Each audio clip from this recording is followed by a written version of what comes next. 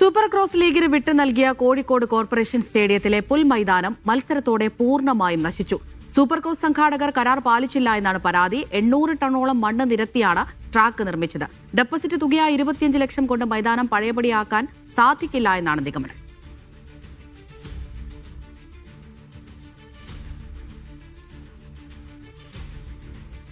ദൃശ്യ പുതിയടത്ത് വിവരങ്ങൾ നൽകാനായി ചേരുന്നുണ്ട്. ദൃശ്യ, ഈ സൂചിപ്പിച്ചതുപോലെ 800 ടണ്ണോളം മണ്ണാണ് ഈ സൂപ്പർ ക്രോസിന് വേണ്ടി അവിടെ നിരത്തിയത്.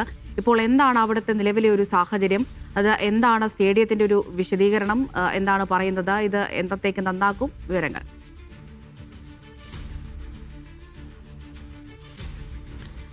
അമൃത, ഈ ഡിസംബർ 15-നാണ് ഈ ഗ്രൗണ്ട്, ഈ കോർപ്പറേഷൻ മൈതാനം സൂപ്പർ ക്രോസ് മത്സരങ്ങൾക്കായി വിട്ടു നൽകിയത്. അതിനുശേഷമാണ് ഇവിടെ ഈ ഷീറ്റ് ഇടുന്നു, അതിന് മുകളിൽ പലക വെച്ചു, അതിന് മുകളിലാണ് 800 ടണ്ണോളം മണ്ണ് വെച്ച് ഈ ഒരു ഗ്രാൻഡ് ഫിനാലേക്കായി ഈ ഒരു മൈതാനം സെറ്റ് ചെയ്തത്. അതിനുശേഷം കൃത്യമായി ജനുവരി 10 തന്നെ കൃത്യമായി മൈതാനം പുതുക്കി പഴയപടിയാക്കി നൽകുമെന്നായിരുന്നു ആ സമയത്ത് ഇതിന്റെ സംഘാടകർ, സൂപ്പർ ക്രോസിന്റെ സംഘാടകർ പറഞ്ഞിരുന്നത്, ഉറപ്പ് നൽകിയിരുന്നത്. എന്നാൽ ദിവസങ്ങൾ ഇത്രയായിട്ടും ഈ ഒരു 21-നാണ് മത്സരങ്ങൾ നടന്നത്. അതിനുശേഷം മത്സരം നടന്നതിന് 2 ആഴ്ചയ്ക്ക് ശേഷം നമുക്ക് ഇപ്പോൾ നോക്കിയാൽ മൈതാനത്തിന്റെ അവസ്ഥ ഇതാണ്. ഒരുപാട് മത്സരങ്ങൾ നടക്കുന്ന, സൂപ്പർ ലീഗ് കേരള അടക്കം നടക്കുന്ന ഒരു ഗ്രൗണ്ടാണ്. കോഴിക്കോടിനൊരു മുഖമായി, അല്ലെങ്കിൽ ഫുട്ബോൾ പ്രേമികളുടെ ഏറ്റവും ഒരു പ്രിയപ്പെട്ട സ്ഥലമായി നിലകൊള്ളുന്ന ഒരു സ്ഥലത്തിന്റെ അവസ്ഥയാണ് നമ്മളിപ്പോൾ കാണുന്നത്. പൂർണ്ണമായും മൈതാനത്തെ ഈ പുല്ലുകളൊക്കെ കരിഞ്ഞു തുടങ്ങിയിരിക്കുന്നു. ഇതിന് മുകളിൽ മണ്ണിട്ട് 2 ആഴ്ചയോളം മണ്ണിട്ട് ഇതിന് മുകളിൽ പലകയും മറ്റും ഇട്ട് നിരത്തിയത് കൊണ്ടാണ് വെയിൽ കൊള്ളാതെ ഈ ഒരു മൈതാനത്തെ പുല്ല് പൂർണ്ണമായും കരിഞ്ഞിരിക്കുന്ന ഒരവസ്ഥയിലാണുള്ളത്. ഇത് കൂടാതെ തന്നെ നമുക്ക് മൈതാനത്തിന്റെ ഈ ഭാഗങ്ങളിലേക്കൊക്കെ തന്നെ നോക്കിയാൽ നമുക്ക് കാണാൻ സാധിക്കും, ഈ 800 ടണ്ണോളം വലിയ ഭാരം ഉൾക്കൊള്ളാൻ കഴിയാതെ മൈതാനത്തിന്റെ പല ഭാഗങ്ങളും താഴ്ന്ന അവസ്ഥയിലാണ്. ഈ സൂപ്പർ ലീഗ് കേരളയുടെ ഒരു സെമി ഫൈനലും അടക്കം ഇവിടെ നിന്ന് മാറ്റിവെച്ചാണ് ഡിസംബർ 15 ഈ ഗ്രൗണ്ട് ഇതിന്റെ സംഘാടകർക്ക് കൈമാറിയത്. ആ സമയത്ത് തന്നെ കൃത്യമായി ഗ്രൗണ്ട് പഴയപടി ആക്കി തരും എന്ന ഒരു ഉറപ്പ് കൂടി ഈ കോഴിക്കോട് കോർപ്പറേഷനും ഫുട്ബോൾ അസോസിയേഷനും ഒക്കെ ഇവർ നൽകിയിരുന്നു. എന്നാൽ അത് കൂടാതെ തന്നെ 25 ലക്ഷം രൂപ, ഇനി എന്തെങ്കിലും ഇവിടെ സംഭവിച്ചാൽ 25 ലക്ഷം രൂപ നഷ്ടപരിഹാരമായി മുൻകൂർ ഒരു 25 ലക്ഷം രൂപ തുകയും കെട്ടിവെച്ചിരുന്നു. എന്നാൽ ആ 25 ലക്ഷം രൂപ കൊണ്ടുപോലും പരിഹരിക്കാൻ പറ്റാത്തത്ര പരിക്കാണ് ഈ ഒരു മൈതാനത്തിന് വന്നിട്ടുള്ളത്. നമുക്ക് കൃത്യമായി നോക്കിയാൽ കാണാൻ സാധിക്കും, ഈ പുല്ലൊക്കെ ഒരു വലിയ രീതിയിൽ തന്നെ കരിഞ്ഞ് ഉണങ്ങിയ ഒരു അവസ്ഥയിലാണുള്ളത്. ഇത് ഈ ഒരു ഭാഗം മാത്രമല്ല, ഇതിന്റെ ഗ്രൗണ്ടിന്റെ പല ഭാഗത്തും ഇത് തന്നെയാണ് അവസ്ഥ.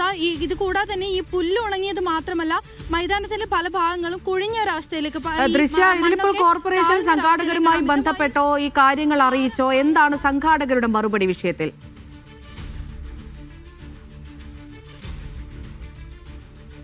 ഇത് ഈ സംഘാടകർ അല്പസമയത്തിന് ക്ഷമിക്കണം, ഈ കോർപ്പറേഷന്റെ പ്രതിപക്ഷ കൗൺസിലർമാർ ഇന്നലെ കഴിഞ്ഞ ദിവസം തന്നെ, ഇന്ന് അല്പസമയത്തിനുള്ളിൽ തന്നെ പ്രതിപക്ഷത്തിന്റെ കൗൺസിലർമാർ ഇവിടെ എത്തും. ഇത് കൂടാതെ തന്നെ ഇന്നലെ ഈ ഒരു സംഭവം വിവാദമായതോടുകൂടി തന്നെ ഈ കോർപ്പറേഷൻ കൗൺസിലർമാർ, ഭരണപക്ഷത്തെ കൗൺസിലർമാർ ഇന്നലെ ഇവിടെ സന്ദർശിച്ചിരുന്നു. 11 മണിയോടുകൂടി തന്നെ ഇവിടെ ഈ മേയർ അടക്കം എത്തിച്ചേരുമെന്നാണ് നമുക്ക് അറിയാൻ സാധിക്കുന്നത്. ഈ ഒരു സംഘാടകർ ഇതുമായി നമ്മളല്ല സംഘാടകർ, അതായത് ഇന്നിപ്പം ഈ കോർപ്പറേഷന്റെ പ്രതിപക്ഷ കൗൺസിലർമാരുടെ ഒരു വിസിറ്റ് ഉണ്ട്, അവരുടെ പ്രതിഷേധമുണ്ട്. അതിനുശേഷം മേയർ വരുമെന്ന് പറഞ്ഞിട്ടുണ്ട്. എന്തായാലും ഈ കാഴ്ചകൾ കാണുമ്പോഴേ, നമ്മൾ ഈ കോഴിക്കോട് കോർപ്പറേഷൻ സ്റ്റേഡിയത്തിൽ വർഷങ്ങളായിട്ട് റിപ്പോർട്ട് ചെയ്ത ആളാണ്. ഈ മൈതാനം ഇങ്ങനെ ആക്കാൻ വേണ്ടി നമ്മളൊക്കെ ധാരാളം എഴുതിയിട്ടുണ്ട്, സംസാരിച്ചിട്ടുണ്ട്, എല്ലാ തരത്തിലും. മുമ്പ് റഹ്മാൻ ഷോ നടന്നിരുന്നു ഇവിടെ. ആ റഹ്മാൻ ഷോ നടന്ന സമയത്ത് വലിയ പ്രതിഷേധം ഉണ്ടായിരുന്നു. AR റഹ്മാൻ എന്ന ഓസ്കാർ നിറവിലൊക്കെ നിൽക്കുന്ന ഒരു സമയത്താണ്. ആ സമയത്ത് വലിയ പ്രതിഷേധങ്ങൾ വന്നു. എന്നിട്ടും അവസാനം അത് നമ്മൾ അംഗീകരിക്കുന്നു, നമ്മൾ മീൻസ് അത് നടക്കുന്നു. അതിനുശേഷം ഇത് പൂർണ്ണമായിട്ട് നവീകരിച്ച് ഫുട്ബോൾ സ്റ്റേഡിയമാക്കി മാറ്റിയതാണ്. ഇപ്പോൾ ISL ഉൾപ്പെടെയുള്ള വലിയ മത്സരങ്ങളിലേക്ക് കോഴിക്കോട് വരുന്നു എന്നൊരു പശ്ചാത്തലത്തിൽ നിൽക്കുമ്പോഴാണ്. കാരണം നിങ്ങളൊക്കെ കണ്ടിട്ടുണ്ട്, അപ്പോൾ നമ്മൾ സൂപ്പർ ലീഗ് കേരളയുടെ മത്സരങ്ങളൊക്കെ നടന്നപ്പോഴേ ഏകദേശം 35,000-ഓളം വരുന്ന കാണികൾ നിറഞ്ഞൊരു സ്റ്റേഡിയമാണിത്. അതിന് ഇന്നത്തെ അവസ്ഥ ഈ കരിഞ്ഞു കിടക്കുന്ന ട്രാക്ക്, മൈതാനമൊക്കെ കാണുമ്പോൾ സത്യത്തിൽ നമുക്കൊരു ഫുട്ബോൾ മനസ്സുള്ളത് വലിയ സങ്കടമാണ്.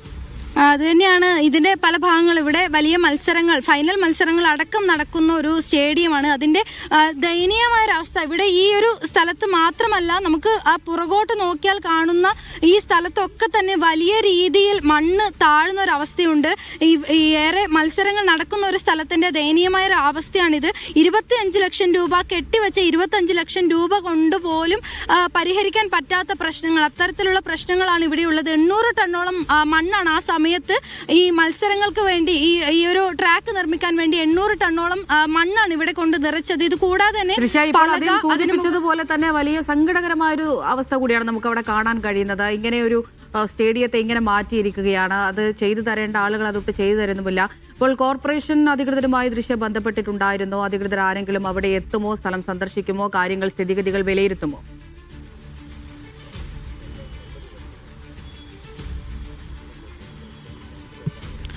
അമൃത, അല്പസമയത്തിനകം തന്നെ 11 മണിയോടുകൂടി കോഴിക്കോട് മേയർ ഈ ഒരു സ്റ്റേഡിയം സന്ദർശിക്കാൻ എത്തും.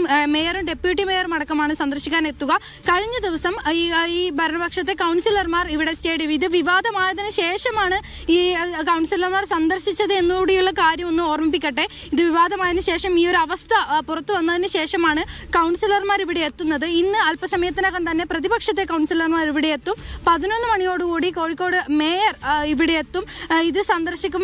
ഇതിന് ശേഷമായിരിക്കും എന്താണ്, നമുക്ക് കോഴിക്കോട് കോർപ്പറേഷന്റെ ഭാഗത്തു നിന്ന് കൃത്യമായൊരു മറുപടി ലഭിച്ചിട്ടില്ല. ഇനി എന്താണ് ഇവരുടെ നീക്കം എങ്ങനെയാണ് എന്നുള്ള കാര്യത്തിലുള്ള ഒരു മറുപടി ലഭിച്ചിട്ടില്ല. വെറും ഒരു 25 ലക്ഷം രൂപ കെട്ടിവെച്ച തുക കൊണ്ട് മാത്രം ഇത് പരിഹരിക്കാനാകുമോ? അല്ലെങ്കിൽ നമുക്കറിയാം, ഈ കാണുന്ന ചിലപ്പോൾ ഈ പുല്ല് ചിലപ്പോൾ ഈ പറഞ്ഞതുപോലെ വെള്ളവും വളവും ഒക്കെ കൊടുത്ത് നന്നാക്കാൻ സാധിച്ചേക്കാം. പക്ഷെ ഈ ഒരു മഴ പെയ്തു കഴിഞ്ഞാൽ ഈ ഒരു ഭാഗത്തൊക്കെ തന്നെ, ഈ പലകയിട്ട ഭാഗങ്ങളിലൊക്കെ തന്നെ നമുക്ക് കാണാൻ സാധിക്കുന്ന പല ഭാഗത്ത് കുഴിഞ്ഞ് ചെളി നിറഞ്ഞൊരവസ്ഥ കൂടിയുണ്ട്. ഒരു മഴ പെയ്താൽ ഈ സ്റ്റേഡിയത്തിന്റെ അവസ്ഥ, കാരണം നവീകരണത്തെ ഒരുപാട് ആളുകളുടെ കഠിനമായ വർഷങ്ങളോളമുള്ള കഠിന പരിശ്രമത്തിന്റെ ഭാഗമാണ് ഈ സ്റ്റേഡിയം ഇന്ന് ഈ നിലയിലാക്കിയത്. ഈ ഒരു സ്റ്റേഡിയത്തിന്റെ നിലവിലത്തെ അവസ്ഥ വളരെ ദയനീയമായ അവസ്ഥയാണ്. നമുക്ക് ആ കാണുന്ന സ്ഥലത്തൊക്കെ തന്നെ ഈ കുണ്ട് ആയ സ്ഥലത്തും ഇതുപോലെ ചെളി ഒക്കെ നിറഞ്ഞ ഒരു അവസ്ഥയിലാണ് ഉള്ളത്. ഒരു മഴ പെയ്താൽ ഇതിൻ്റെ താഴെയുള്ള വെള്ളം പോകാൻ, മഴയത്ത് വെള്ളം പോകാനുള്ള പൈപ്പുകളിലൊക്കെ തന്നെ ഈ ഒരു അപകടം അല്ലെങ്കിൽ ഈ തകരാറ് സംഭവിച്ചിട്ടുണ്ട് എന്നാണ് നമ്മൾ മനസ്സിലാക്കുന്നത്. ഒരു മഴയൊക്കെ പെയ്താൽ ഈ സ്റ്റേഡിയത്തിൻ്റെ അവസ്ഥ എന്താകുമെന്നുള്ള കാര്യത്തിൽ ഇപ്പോൾ ഒരു വ്യക്തത വന്നിട്ടില്ല. അതിനു മുൻപ് തന്നെ ഇതൊരു നവീകരിച്ച് പഴയ രീതിയിലാക്കുമോ? ഈ സ്റ്റേഡിയത്തിൻ്റെ പല ഭാഗങ്ങളിലും നവീകരണ പ്രവർത്തനങ്ങൾ നടക്കുന്നുണ്ട്. അത്തരത്തിൽ അതിന് കൂടെ തന്നെ നവീകരിച്ചത് പഴയ സ്ഥിതിയിലാക്കുമോ എന്നുള്ള കാര്യങ്ങളാണ് നമുക്ക് മേയർ അടക്കം വന്നാൽ ചോദിച്ചറിയാം. അതിന്റെ കൂടെ തന്നെ ഇത് എത്ര ചെലവായിരിക്കും ഇതിന് വേണ്ടി വരിക? കാരണം മണ്ണും മണലും അടക്കം നിരത്തിയിട്ട് ഒരുപാട് പണികൾക്ക് ശേഷം മാത്രമേ ഇത് പഴയ രീതിയിലേക്ക് ആക്കാൻ സാധിക്കൂ. അത് വെറും ഒരു 25 ലക്ഷം രൂപ കൊണ്ട് സാധിക്കുമോ? അല്ലെങ്കിൽ എത്ര തുക ഇനിയും വേണ്ടി വരും? നഷ്ടപരിഹാരം ആവശ്യപ്പെടുമോ എന്നുള്ള അടക്കമുള്ള കാര്യങ്ങൾ മേയർ അടക്കം വന്നതിന് ശേഷമായിരിക്കും നമുക്ക് കൃത്യമായ വ്യക്തത ഇതിൽ വരുത്താനാവുക. ശരി.